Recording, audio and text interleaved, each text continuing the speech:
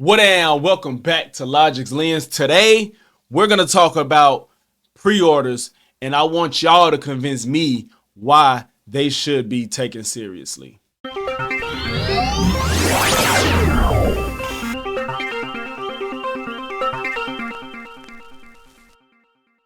So we're all gathered here today to see if you guys can plead a good case to me, because I'm going to plead my case as to why I don't think pre-orders are a thing that we should take part in.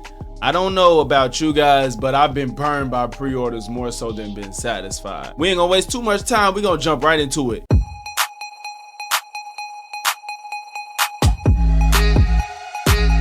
Now, I will be fair, and I'm gonna try to be as fair as I possibly can with this. I'm gonna give the benefits that I do think that are things that y'all might actually want pre-orders for. Things that I can see is like, okay, this can justify me spending my money before I even have what I'm getting without knowing what the end result is gonna be like. I'm gonna name them individually, because you know that I could just say, oh, you get some in-game perks. No, I'm gonna actually go through a list of what's good about getting pre-orders. So first, we're gonna start off with skins. I think a lot of people do care about paying a small fee for their skins in video games. People tend to care about skins enough to spend their real world money on them, to the extent that it makes the experience a lot better for them. So in a lot of cases, you get exclusive skins. Not always. Sometimes they get skins you can get later on or whatever. You can get in-game currency. That's kind of rare. Usually that's with a higher tier of the game. Usually the deluxe and ultimate, that's gonna be a whole different video within itself, that deluxe and ultimate shit. But sometimes you can get in-game currency to help boost you through whatever battle pass is in there, you know. I think that one of the biggest ones is helping indie devs. I think that's the best case argument. It gives them way more room for marketing. It gives them way more room to fix whatever may be wrong in the future. It gives them way more room to add whatever they want in the future. As far as the bigger studios, usually they know what they got in the pipeline. If a game does do exceptionally well, they'll worry about that at a later date, in my honest opinion. They usually know whether or not, if a game is gonna do well, and if it does, they know if they're ready to add. A lot of other things is mostly I made a list of these things, and most of these other things I attribute to deluxe and ultimate editions, like physical items that you actually get. Sometimes you may get a poster or something, or like some stickers or magnets or like an emblem or something like that. But in most cases, physical items come with like higher tiers, but I'll still count it with the benefits of the pre-orders. And then you also get access to future DLC, which I usually put that with higher editions of games and not just pre-orders. With all that being said, those are the top reasons I see as beneficial to getting a pre-order. If you could think of any more benefits of pre-orders, just go in the comments and let me know, and we can further discuss it. But for the sake of this video, that's all I got for now. Now, let's get into the meat and potatoes of why we are here today.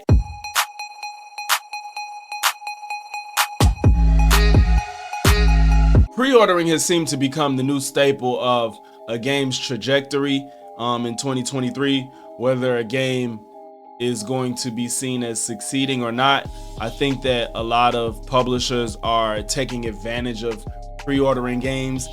Let's start off the jump for one. I always used to consider pre-ordering things as a means to ensure that you will have it, because there's a chance that if it's wildly popular or it's a big thing in the culture, that there might be a chance that if you wait, you won't get it. That's not a thing anymore. Games are infinite at this point. There could be a chance you may not ever get a physical copy of a game, but you can even pre-order the digital. What's the point? There's no way that there is a way for you to get the game that you want, whether you get it the day it drops or whether you get it 3 years from now, unless it does so terrible that they take it down, and I don't think you would want it at that point anyway. The whole idea of like, I can't even wrap my head around it, because I used to be like, oh, I gotta pre-order this CD because if I don't get it, it might sell out and I don't know when I'll be able to get it, or whatever this thing may be. But usually there's a finite amount of that resource, which is why you want to pre-order, to guarantee that you have it.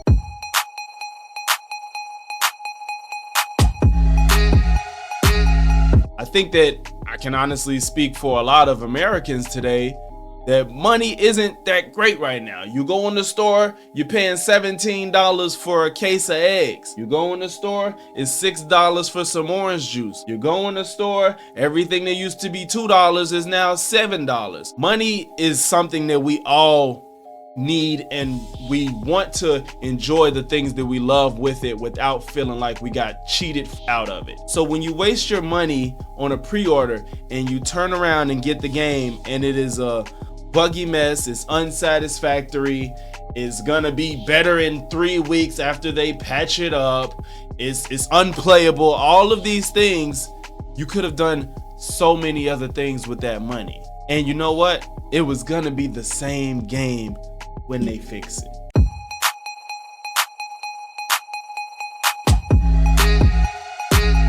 Wasted time. I think we all understand that time is money.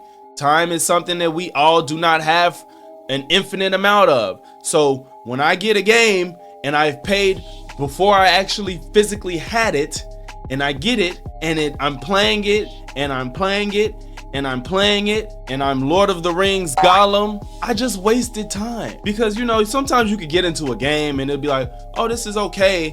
And then you get like 3 hours into it and you're like, this is a piece of shit.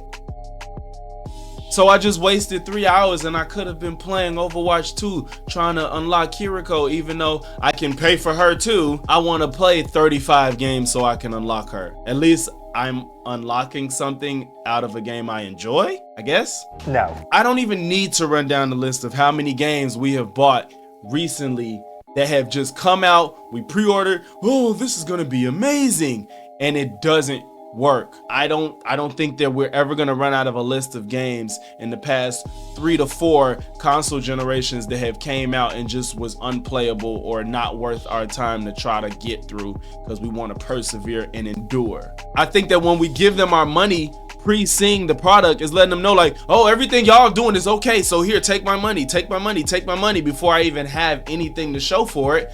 That you're telling them it's okay because we trust you. And I want everybody that honestly thinks that they can trust these publishers in 2023 to always give us a finished, well done, well-crafted product to come in the comments and say which companies you trust. I'll take your word for it and I'll look into it if it's something I haven't heard. I mean, Capcom has been giving us a lot of goodwill lately. They've shown it, but you know what they also did? They also charged us $60 for Street Fighter. I'll give credit where it's due. I hope you guys keep it up. I love that. Buying into a culture where we're guaranteeing them our money is a culture that I refuse to take part in anymore. It's just, I think that's the reason we have so many of these stories of games coming out and not working. We're telling them it's okay to give us a game that doesn't work.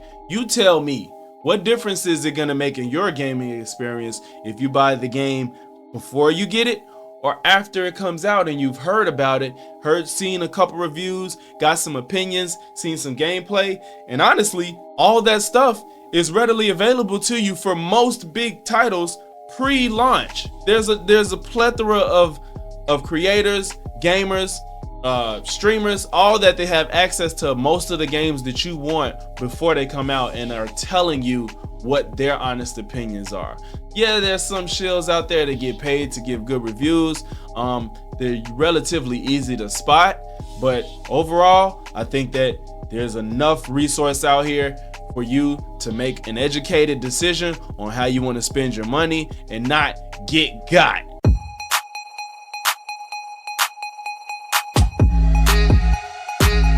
All in all, in my humble opinion, I think the cons outweigh the pros when you talk about pre-ordering games. Now, I've seen some pre-order packages that seem pretty decent. You know, if I don't have to spend any extra money and I can get some skins here and there, get some early game currency, might get a cool poster or something, some sticker pack, whatever. I didn't spend any extra money, cool. I get it, but I think that those are few or far in between to who you can trust to give you what you wanted at the end of the day. We've been seeing it happen with even the most trusted devs and publishers. Like I said, EA has been kind of trying to turn the tide a little bit. Capcom has been on a winning streak. I would say that maybe those people are worthy of it. Just tread lightly. I would tell all of you, just hold on to your money. Wait until you get some reviews from somebody that you feel like you can trust. Just keep your ears to the streets. Read some articles. You know, do your due diligence. Games are $70 now. I think that's a pretty penny for a lot of us. So for you to just give it to any and everybody when you're expecting an experience that does not get delivered to you, I think that we all can benefit if we all take the steps to make sure we all good in this game. Thanks for tuning in to Logix Lens, where the gamers win, and I'm out.